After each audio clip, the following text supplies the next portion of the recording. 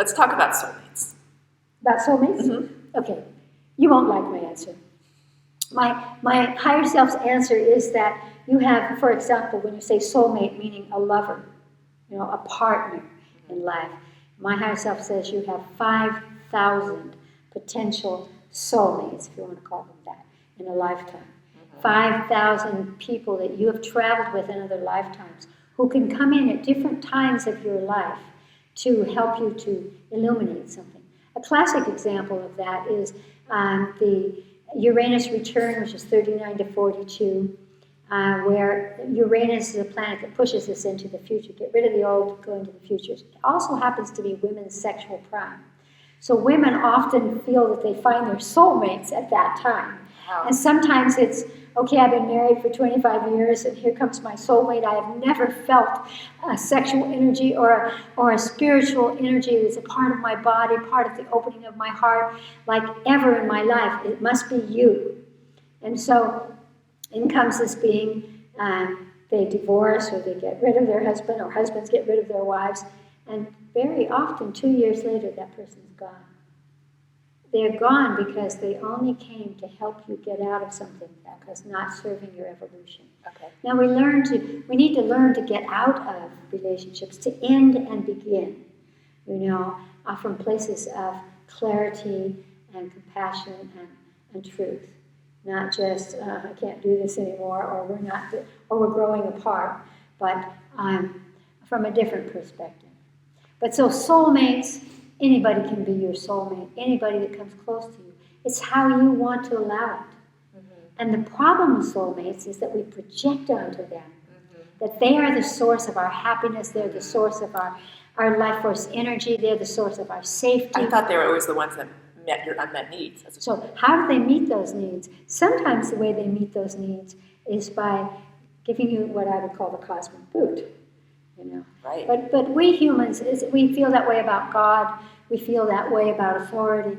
We're always waiting for someone to balance us. And I feel that is because of the history of Atlantis, where they were because of galactic influence, they were very into genetic manipulation.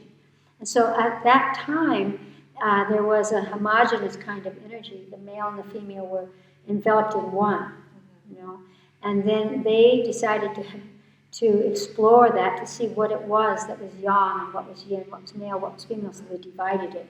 And that was 5,000, 15,000 years ago. That created that search for your other half. Mm.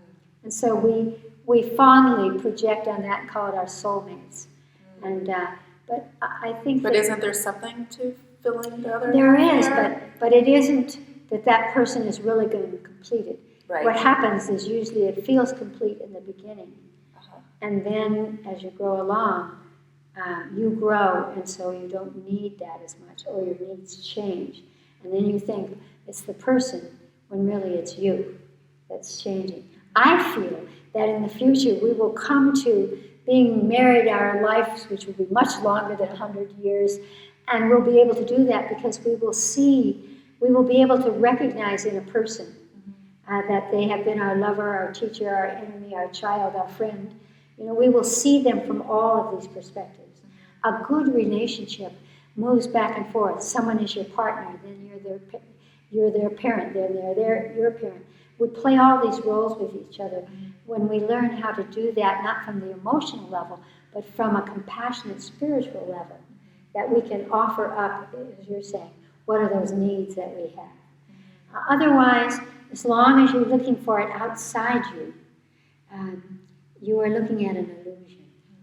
And we call it soulmates.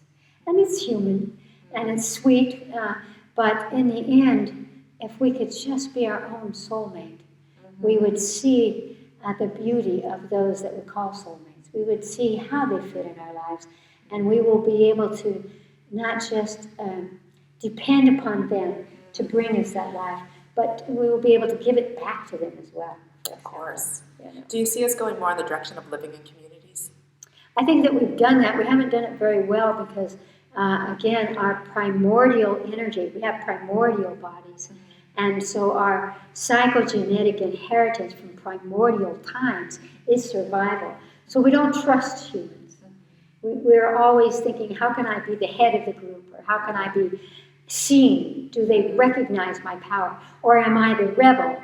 And as long as we get Jews from being the rebel, and many of us do, we're not going to do well in communities. Yeah. I feel that we will take on community energy, and we may have to in the future, because we may have to share our resources in ways that we're not doing now. I certainly think that we're on the brink of changing our monetary systems. Yeah, let's talk about we're that. changing how we live. We used to think the more successful you were, the bigger the house you had to have. Yes. We're finding people are saying, no, I don't need this big house. I would rather travel the world. I need to be able to go out from this hiding place that says who I am, and instead be who I am. Show who I am by the way I experience life or I interconnect. So I think that we are coming to a way of seeing each other beyond the stereotype the way we have, You must be married, or you have to have a partner, or the partner looks like that. That's why we are at the same time tightening our illusion about people who choose people from the same sex, or they want to change their body structures, So there's a lot of shouting about that, but ultimately it will go away because love comes.